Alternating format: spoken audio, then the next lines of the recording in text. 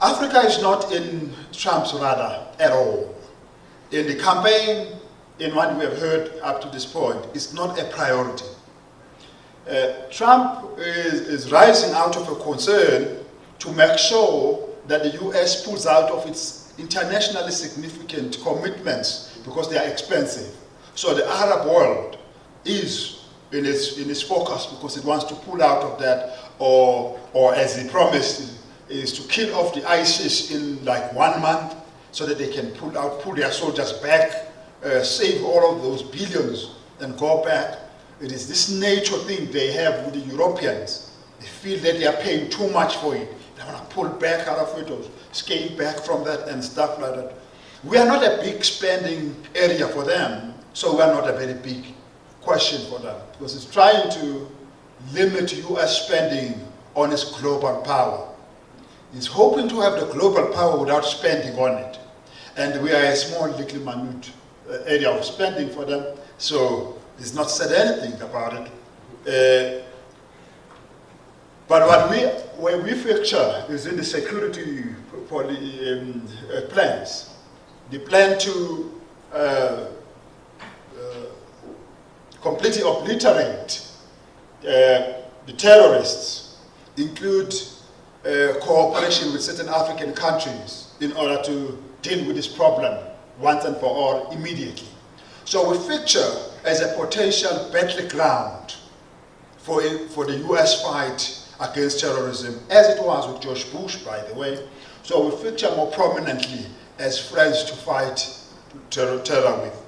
That is why in about 2 weeks ago, Donald Trump made a call to 2 very significant African presidents, the South African president and the Nigerian president. And at the end of those 2 calls, one after the other, he invited the Nigerian president to Washington. Then they wonder, why I invited the Nigerian president and not the South African president? It was very simple. Besides that, we're losing our own ground in our own way. Besides that, the most important one was that they have something to do with the Nigerians, and it relates to fighting the Boko Haram in Nigeria. So what makes any country significant is how it is involved in the calculations about dealing with terror. So significance is no longer now about economic, investment, comprehensive relationship. It simply means South Africa must slide out of the US's strategic calculations about what is a significant country. And South Africa has always been a part of that since 1994. And it might slide out of it as Trump focuses on Nigeria, on Egypt, because of its proximity and its willingness to participate in fighting in the Sinai, the Mount Sinai area, and other areas of concern in the Middle East. It is Ethiopia, because of its involvement in the fight against Al-Shabaab in Somalia, and Kenya, of course, on the same basis. And it might be that in Trump's strategic team, Africa exists as 4 countries. The rest of other places look like it's an empty space. It's probably an ocean. Where we are, we're probably an ocean. The map suddenly has 4 countries in there. Libya and Somalia are among the banned immigrants.